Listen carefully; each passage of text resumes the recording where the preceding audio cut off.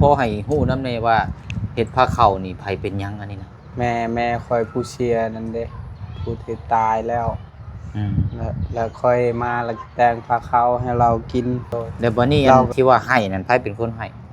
แม่คอยผู้เชียร์นะเอ้าเราให้ได้นะโดยอ๋ออันแบบไปหาทั้งหมอหั่นบ่โดยมันแบบหมอเทียมอะเนาะโดยไปหากินข้าวลงแน่กันบ่เห็นหน้าลูกคอยก็กินข้าวบ่ลงคอยก็จักเฮ็ดนั่นได้ดูบ้านมันปลาไดเลยเนาะไปทางเบืองน้องขึ้นไปทางภูผมอยู่บ้านปลาไดบ้านปลาไดบ้านของนางนางห้างนี่เด้ที่ว่านี่เพื่อนนี่จะฮู้เราอยู่บ่ฮู้จักเราอยู่บ่จักแหละอยู่ในหั่นแหละติดได้อยู่บ่นี่ติดได้อยู่เพราะคันเอาน้ำมันใช้นี่ก็บ่ยากหรอกเดี๋ยวบ่เชียงสิเติมใช้จนเต็มถังแล้วหรอกโดยยันลำบากนั่นลำบากแม่ตะคีจังน้อยซ่อนลังกันไป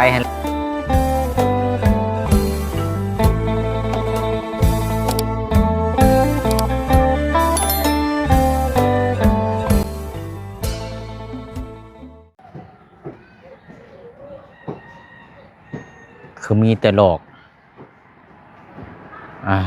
มากบัดบ่มีอันนี้เนาะเป็นกกหุงตัวผู้บ่หรือว่าตัวแม่อันนี้โอ้เนาะแต่ว่าเป็นกงหุงมีหลอกไม้โอ้ก็แปลกดีพี่น้องเนาะหลอกหุงนี่ส่วนลายนี่อันนี้นี่เขาเจ้าก็สิเอาหลอกมันนี่ไปบูชา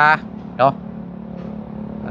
บูชาพระหรือว่าบูชาสิ่งที่เฮานับถือหั่นแหละพี่น้องเนาะแต่ว่าหลอกหุงนี่บ่ฮู้ว่ากินได้หรือบ่อันนี้เนาะผู้กกนั่นก็แม่นพี่น้องเนาะตัวกงสูงขึ้นมีมากในจักหน่อยเนาะก็ถือว่ามาพบมาเจอกันช่วงค่อยค่ำลุงแรงมื้อนี้พี่น้องเนาะตามนัดหมายกันอยู่นี่แหละพี่น้อยหน้าบ้านเฮือนซานของทางน้องสอนเนาะทางน้องเพิ่นก็หาก็เดินทางมาแต่เวียกพาทางพี่นางหรือว่าทางเอื้อยไปเฮ็ดผ้าเข้าให้ทางผู้ที่เพิ่นล่วงลับไปแล้วเนาะพี่น้องเนาะเพื่อความสบายใจในครอบครัวแล้วก็บ่เจ็บบ่ไข้นะพี่น้องเนาะก็ได้เดินทางมาแล้วพี่น้องเนาะมีแต่ว่านี่แหละเนาะคลิปนี้ก็ทางบ่เชียงก็สิถามทางน้องสอนก่อนเนาะให้ทางน้องเพิ่นเป็นล่ามไปหน่อยเนาะก็สิได้ให้น้องสอนถ้าว่าน้องเพิ่นว่างมื้ออื่นนะพี่น้องเนาะมื้ออื่นเพราะว่ามื้อนี้ฟ้าฝนตกก็ตกบ่แห้งมื้อนี้ก็ช่วงบ่ายโมงก็น่าจะเช้าเนาะตกก็ตกพอบ่แห้งปานใดถ้าว่าน้องเพิ่นโอเคแม่นมื้ออื่นเดินทางเนาะพี่น้องเนาะบุกไปถามถึงบ้านน้องห้างเนาะหรือว่าแม่ลูกน้อยเนาะเดี๋ยวถามเบิ่งทางน้องสอนน้องเพิ่นก็น่าจะฮู้คือกันเนาะพี่น้องเพราะว่าเป็นคนบ้านเดียวกันเนาะกราบทักทายสบายดีและสวัสดีพ่อแม่พี่น้องเบิดสุขสุคนเด้อพี่น้องเนาะพบเจอกันดีคือเก่าคือเดิมรู้สึกว่าหัวลมมาได้พี่น้องเนาะลมเย็นคันหัวลมมาแต่ใต้นี่เพิ่นว่าพระฝนนี่เริ่มสิเบิดได้พี่น้องเนาะคันว่ามาแต่ทางเหนือนี่ยังเนาะพายุนี่กำลังเริ่มสิมาแล้วพี่น้องเก็บรถเสื้อผ้าหน้าแพนี่เนาะเอาอะไรพี่น้องเนาะพูดคุยถามเบิ่งทางน้องสอนก่อนเนาะเป็นจังไดมื้อนี้ก็ไปเวียกไปงานแล้วก็สิถามพูดคุยเรื่องที่เฮานัดหมายกันมื้อนี้แหละพี่น้องเนาะที่เฮาแจ้งกันไป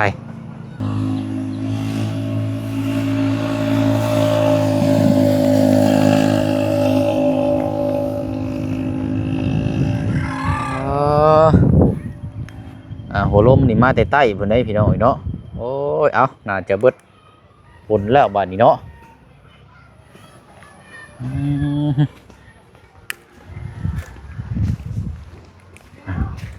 ไปเนี่ยบ่เสียงก็มาเข้าห้องน้ำเรากินอีกอะพอได้อันนี้แน่เนาะโอ้แต่งตัวรอแถมมื้อนี่มาแต่ไสน่ะมาแต่ไปหาแม่ไปที่เชียเลยพอได้ฮู้คร่าวๆแล้วจะแจ้งบอกมื้อเช้านี่เนาะบ่แม่นไปหาผู้สาวบ่เคยไปหาแม่คอยแล้วก็แต่งข้าวแต่งน้ำให้เรากินบัดมาแล้วเราก็ให้อีก เอาง่ายๆชานี่เราพอเรื่องราวพอให้ฮู้นำแน่ว่าเฮ็ดผ้าเข้านี่ไผเป็นหยังอันนี้นะแม่คอยผู้เชียร์นั่นเด้ผู้ที่ตายแล้ว อืม แล้วค่อยมาแล้วแต่งพาเขาให้เรากิน เราก็ให้เอง ไผให้นะ แม่ค่อยเชียร์นะให้ซื้อ แล้วอันเข้าล่างไผเป็นคนให้นะ เขาค่อยเป็นคนซื้อเด้ไปหามันคิดฮอด เข้าในอยู่ในกินนะบ่ โดย แล้วบัดนี้อันที่ว่าให้นั่นไผเป็นคนให้ แม่ค่อยผู้เชียร์นะ เอ้าเราให้ได้นะ โดย อ๋ออันแบบไปหาทั้งหมอหั่นบ่ โดยมัน แบบหมอเทียมอะเนาะ โดย อ๋อ มัน ไปหา มันเข้าในตัวมอนั่นเด้ โอ้คล้ายๆว่าเขาล่างน้ำหมอเทียมเลยแม่เจ้าให้ โดย มันเจ็บชายนั่นเด้ตอนที่มันยังเป็นคนเดี๋ยวนี้ก็มันบอกว่าคอยยังเจ็บอยู่มันบอกผมคอย โอ้ตอนเจ้าเห็ดผ้าเข่าอยู่ก็ยังเจ็บอยู่เนาะ โดยแล้วว่าคอยกินคอยเห็นหน้าลูกคอยก็กินข้าวลงแน่กันบ่เห็นหน้าลูกคอยก็กินข้าวบ่ลงคอยก็จักเฮ็ดน่ะได้ อื มันเชียร์แล้ว แต่มันยังเจ็บอยู่ในตัวมันยังบ่เศร้า อ๋อที่ว่าที่เจ้าไปหาหมอเทียมนี่ใช่นี่ก่อนแรกๆเด้อนี่ อันเฮ็ดอยู่ได้สะน้องจังได๋จังฮู้ทราบแบบนี้ หลายแนวถามมัน แบบมีคนมาบอกเจ้าบ่หรือว่าแบบไปให้นี่เจ้าจังไปเฮ็ดผ้าเข่าให้เรา บ่เฮาไปเองเฮาคิดฮอดแม่เฮาเชียร์เฮาคิดฮอดมัน อ๋อคิดฮอดแม่ก็เลยเฮ็ดผ้าเข่า โดยเราเอาค่อยพันเราเด้ อ๋อเจ้าพันธุ์เห็นแล้ว ฟันว่าโอ้ยลูกเอ้ยค่อยเจ็บท้องค่อยก็ไปหาเอื้อยค่อย อืม เดี๋ยวเอื้อยค่อยก็ไปน้ำค่อยแต่เราก็บอกเลย ว่าค่อยก็เฮ็ดให้เฮ็ดชวนคือกันเนาะแต่บ่มีหยังเนาะมันอยากสิให้ชื่อหยังชื่อหม้อให้มันแต่ค่อยยังบ่มีเงินชื่อ ชื่อหม้อ เราอยากได้หม้อแล้วว่าค่อยบ่มีหม้อ หม้อแกงหม้อหยังนี่บ่ เออ อ๋อ ค่อยยังขายกล้วยได้จัก100,000สิชื่อหม้อให้มันก็ไปให้มันอยู่พุ่น ให้อยู่ไสนะ อยู่ป่าพุ่น หมองเราเสียพุ่นบ่ โดยบอนเขาพังเรา อ๋อ เราบอกให้ภาคน้ำคอยให้ไปซื้อหม้อไปซื้อกาแฟที่ไตพื้นนะ อืม แล้วก็ยาชูบเท่านั้นเราบอกให้ชื่อร้ายเราว่าเจ้าบ่มีเงินใช้คือกันบอกขนาดเจ้าเอาตัวเองก็ยังบ่รอดมันบอกกินข้าวกินน้ำมันให้อีกมันเบาคอยจักเช็ดนะได้มีแต่ชื่งชื่อ คล้ายๆว่าหมอแบบว่าร่างวิญญาณเนี่ยเขาหมอเทียมเนาะ โดยเฮาอยากพังมันเว้าเด้แล้วมันก็บอกชัดเจน แต่ว่าคำอธิบายที่หมอเทียมเว้านี่คือเกิดจากแบบคือเฮาฮู้มาเลยแบบเดียวกันกับแม่เจ้าใช่บ่ บ่แบบแม่เทียมมันออกล่างเลย แม่เฮาผู้ตายเข้าล่างมัน เออ แนวนั้นบ่มันจริงเลยได้เว้าได้ แม่นบ่นี่นะ สมมุติว่าตัวเจ้านี่เห็นวิญญาณจะออกมาแล้วแม่เฮาอีกเข้าวิญญาณเจ้านั่นเข้าในตัวเฮาแบบคือเฮาเป็นคนนี่ โอ้ เข้า หลายคนเบิ่งมันบ่เดียว อยู่ไสอันนี้นะ เห็นค่อยค่อยมาแต่เช้าเด้อแบบหลายคนโพดอยู่นั่นนะ ใช่โปนบ่ อยู่เชโปนนั่นอยู่ทางพุย คล้ายๆว่าเป็นเฮือนเป็นหมอเทียมหมอหยังดูหม้อดูหยังแบบนี้บ่อันที่ หมอ เจ้าไป เทียมนั่นหมอเทียม คนหลายบ่ ลายแหละเดี๋ยวนี้ก็เต็มอยู่ โอ้ บ่แม่นว่าผู้เดียวไปเบิ่งไปเมื่อวานนี่เมื่อคืนคนหลายโพดเขาไปหาตลอด อืมถ้าเฮาเฮ็ดแล้วก็เซาหายบัดนี้เนาะ มันก็บอกเลขเด้มันบอกว่าให้ลูกให้มีลูกมีแล้วใส่เลข ว่าเลขยังที่มีแต่เลขแบกับเลขควายเราบอกให้ใช้ มื้อนี้บ่ โดย เด็กแบกกับเด็กควาย โดยเราบอกว่าคันพัฒนาลูกอยากได้เงินอยากได้คำอยากได้คือหมูก็ลูกทึกเองเลขคอยบอกได้ซ้ำนี้มันว่า อืม เลยเขาว่าคันวัฒนาคอยอยากได้คอยสิทำบุญให้แม่ดอกคอยใจเช็ดอะไรมันก็บอกอีกโอ้ยถ้าลูกบ่มีลูกบ่ต้องไปหาคอยก็ได้ ลูกอย่าลืมเด้อมันว่าเธอน่ะชื่อหมอให้แม่แน่หมอมันชีเฮ็ดเครื่องกินมันว่าชีเฮ็ดหยังเฮ็ดแบบแกงหน่อไม้แกงหยังเห็น เฮ็ดอยู่เฮ็ดกินเนาะ แล้วก็หมออันหนึงมันเบาสบายค่อยสินึ่งข้าวมันบอกค่อยมันเว้าคันมื้อใดที่เจ้ามีเงินก้อน เจ้าอย่าลืมเด้อมันว่า อืม แล้วก็ไฟเห็นก็ไฟสิไตพื้นไตหยังนี่ มีจักอย่างก็มีหม้อบ่ หมอ หม้อกับไฟ กับไฟ แล้วมีหยังแหน่ อย่าสูบ ยาสูบ โดย เป็นน้ำเป็นในสิมีบ่ อยากสิชื่อหมดแล้วแต่เฮาบ่มีมันพากให้ชื่อชำนาญนี่ชื่ออยากสิชื่อแบบน้ำหวานน้ำบอกให้มันกินมันกินก็คือแบบคือ จนบ่อยากเว้านะ โอ้ กินน้ำตาไหลย้อย กินน้ำหวานเฮาชื่อกับน้ำมะพร้าวนั่นเองเอาชื่อแล้วก็มันให้อีกเราลูกเอ้ยตัวมาธนาตัวมาเบิ่งชื่อก็ได้เจ้าบ่ต้องซื้อหยังให้คอยมีกำลังใจก็พอคอยก็ฮู้ว่าลูกบ่มีหยังดอกญาติตัวเองก็ยังเอาบ่รอด อันนี้ร่างแม่เขานั่นหมอเทียมเนาะ โดย เราเว้าให้ฟังโอ้แต่ว่ามื้อนี้เจ้าไปในเฮ็ดผ้าเข้าวให้เรามื้อนี้น่ะ โด เนาะ ยชื่อยังเคยชื่อปิ้งให้เราบอกว่าเทื่อหน้าอย่าลืมเด้อคันโตมาให้เอื้อยแกงให้หน้องไม้เอื้อยคอยอยู่บ้านพลองนั่นเด้บ้านคอยแล้วมันบอกใส่เอื้อยคอยอย่าลืมเด้อเจ้าไปเทื่อหน้าเจ้าแกงให้คอยหน้องไม้เด้อคอยสิกินหน้องไม้ เราจะกินแกงหน่อไม้ โดยเราว่าคันเจ้าไปเทื่อหน้าอย่าลืมไปเลยเด้อคอยอยากกินหน้องไม้เจ้าบ่ต้องชื่ออีหยังพวกนี้ก็ได้เราว่าซุมเจ้าก็บ่มีเงินใช้คือกันซื้อหน่อไม้เด้อให้คอยเด้อแล้วก็มักเผ็ดเผามันจะกินมักเผ็ดที่ปิ้งไผ่นั่น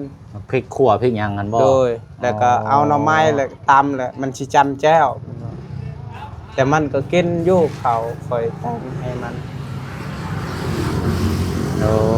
แล้วก็คอยซื้อขนมเพิ่นมันว่า ขนม ขนมคอยซื้อ 35,000ก็มันบอกว่าตัวซื้อขนมนี่ 35,000มันบอกหมดเลย มันบ่แม่นคนคือเฮาเด้มันฮู้หมด โอ้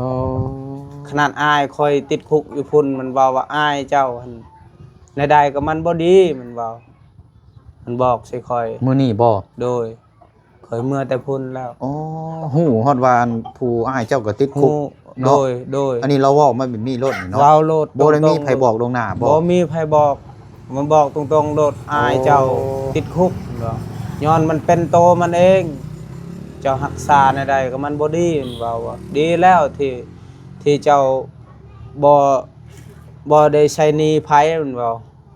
แบบคือเฮาเฮ็ดเฮือนประวัตินี่ก็มันบอกเด้ อ๋อ ว่าอายตัวเฮ็ดเกือบตัวผิดกับเขาแล้วมันเว้าเกือบตัวเชียงัวเชียควายแล้วดีแล้วที่เขาบ่ให้เชีย เพราะว่าสร้างหนี้ไว้ให้เนาะ แล้วก็เรื่องที่นั่นนี่มันบอกหมดทุกอย่างเลยคอยพังมันเว้าทั้งมันให้แม่พอเจ้าก็คือกันมันว่าอย่าหามันอีกมันว่ายามันสิกินหยังก็กินมันว่ามันเมาเหล้ามันท่าแต่พอเฮาเดี๋ยวนี้มันว่าคอยบ่มักภัยแล้วก็มักแต่พอเจ้ามันเป็นบ้าก็ยามันว่า โอ้ แม่คอยนี่พอคอยก็เอาเมียคือกัน แต่เขาบ่มักมันอีกเถื่อก็มันบ่มัก อืม มันก็ให้อีกค ค่อยจักชีวาในได้เลย เนาะอันนี้ก็ถือว่าถ้า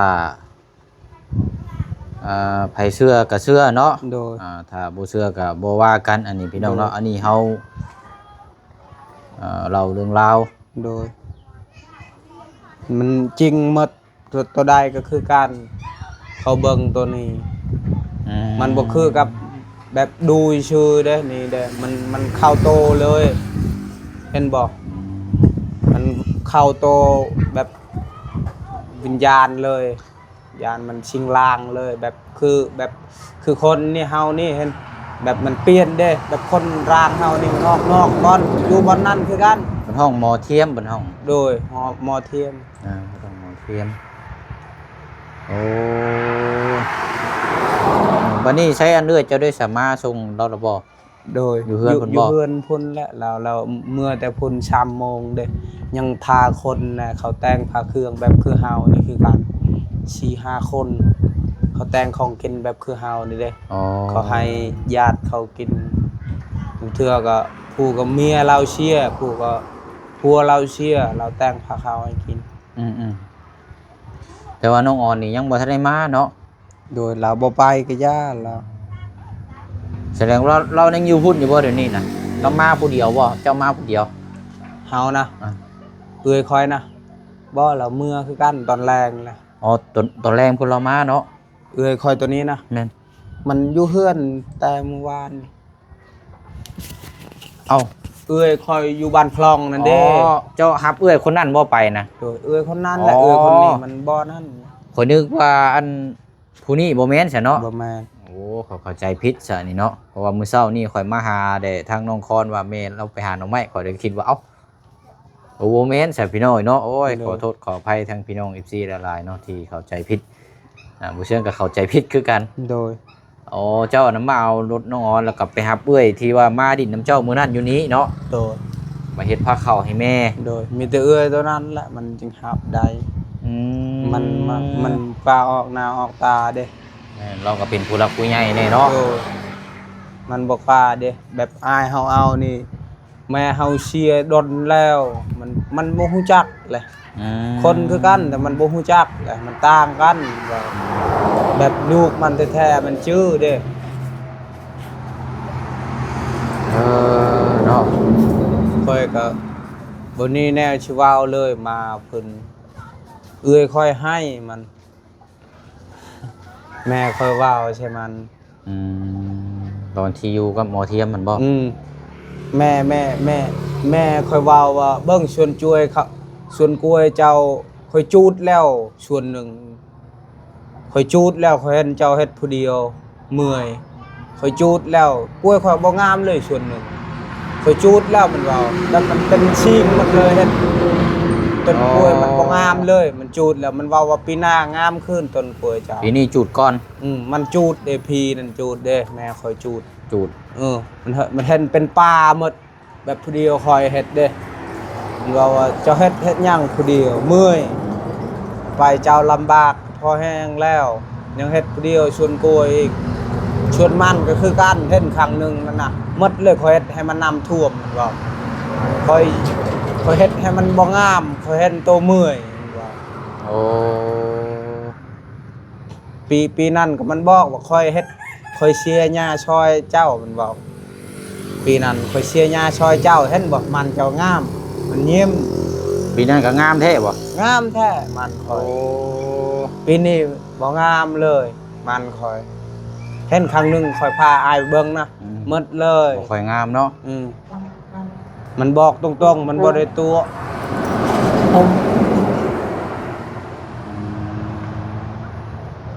มันบอกเลขจักสิถูกหรือบ่คอยก็เว้าม่วนนี่ เด็กแบ้กับหยังก็ชอบกินนี่ เล็กควาย ค่อยกับแบ้บ่ โดยมันว่าใช้90จาก09ยานมันออก แบบเลขมันรับล่างได้เลขมันทีบอกได้ก็คือกับเฮาบอกได้ แม่นหั่นแหละ กับนกยังนะนกที่ลายโตมันบินอยู่เทิง แอน ยันนกนั้นแหละ นกแอ่นนั่นหลายตัวกะ มันลายเด้มีแต่นกตัวนั้นชามเที่ยวนั่นมันบอก3ตัวนะ อืมเอาซะเนาะมีแต่ว่าอันเรื่องหมอเรื่องหยังก็จังว่าจังคุยสำคัญซะเนาะถ้ามีเงินมีหยังแล้วเฮาก็เฮ็ดก็จังสบายใจเนาะล่ะเนาะ โดย เอาพอดีว่ามื้อได้นี่สิมาถามปรึกษากับเจ้านี่แหละช่วงนี้เจ้าบ่ได้เฮ็ดเวียกเฮ็ดงานหยังบ่ โดย บ่ได้อันไปสวนมันสวนหยังบ่ สิไปอยู่เมื่อวานแต่มื้อนี้เอื้อยบอกให้ไปเยี่ยมไปยามก่อน บ่อันมื้ออื่นได้สะว่างอยู่บ่ ว่าง เพราะว่า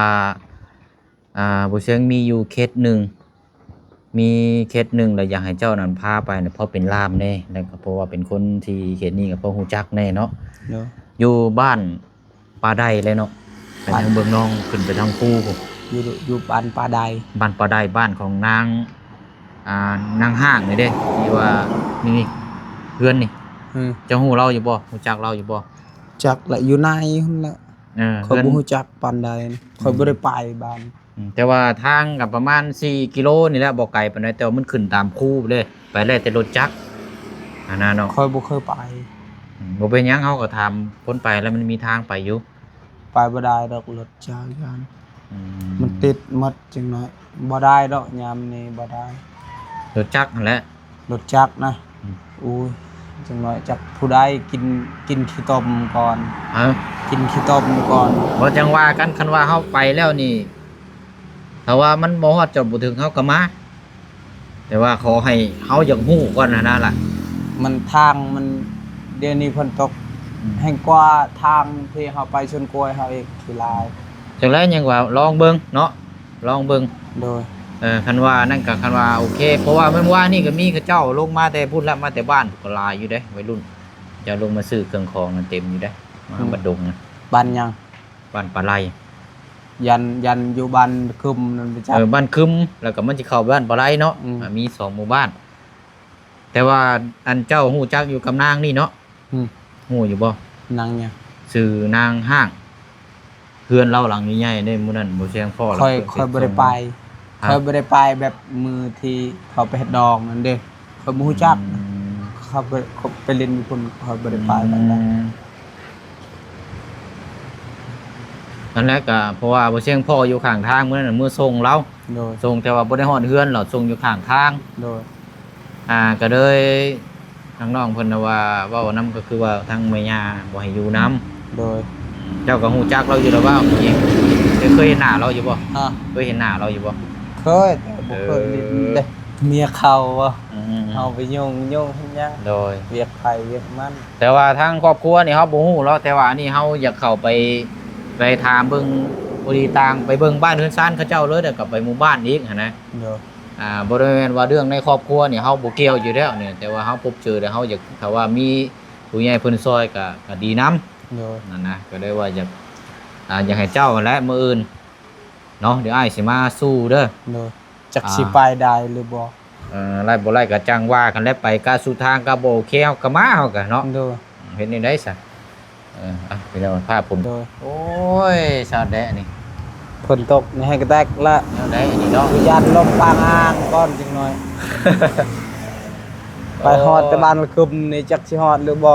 อืม ทางมันฝนตกนี่ให้กระแตกทางบ่เป็นตาเบิ่งว่าทางไปชวนเฮาอีกยากจังหน่อย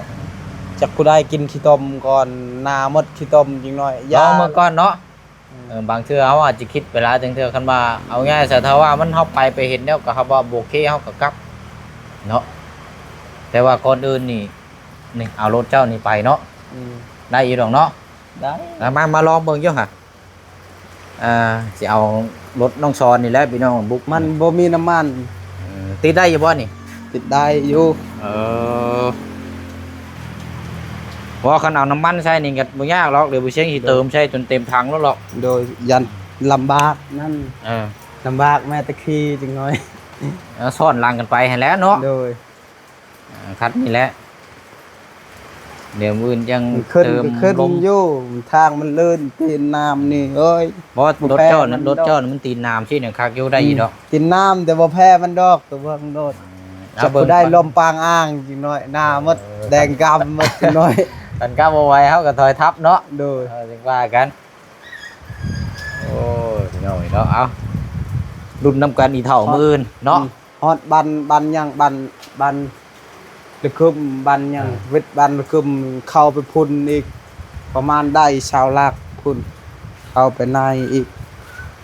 มันง่ายเด้อ ใจเลยว่าถามมันพี่น้องเราเมื่อวานนี่เราว่าประมาณ4ลักหนึง4โลหนึง ว้าวชิลาก บ้านปลาไหลได้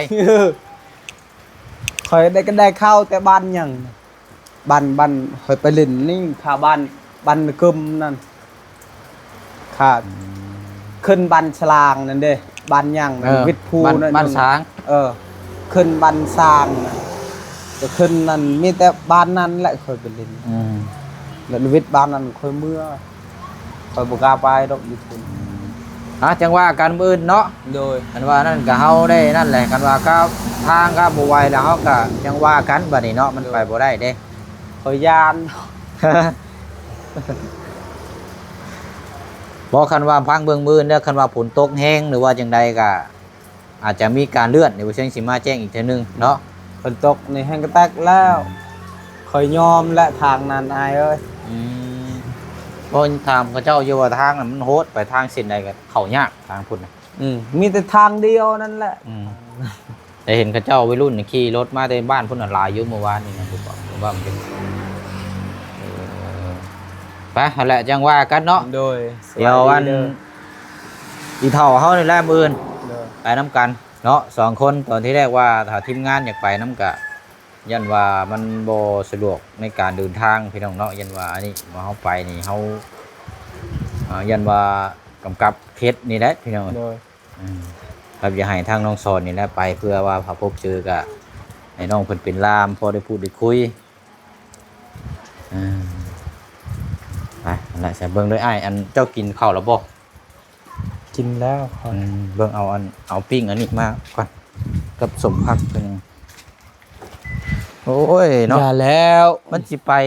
บ่ได้ก็ย้อนฝนตกแบบนี้แหละเนาะไปคิดว่านี่โอ้ย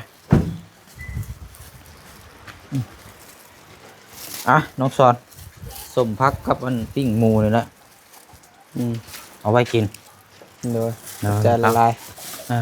เอาใช่พ่อเจ้าได้ใส่ไปใช่ไหม จักได้เราไปกินเหล้าเลย ไปเป๊กบ่ โดยจักเสียดนะได้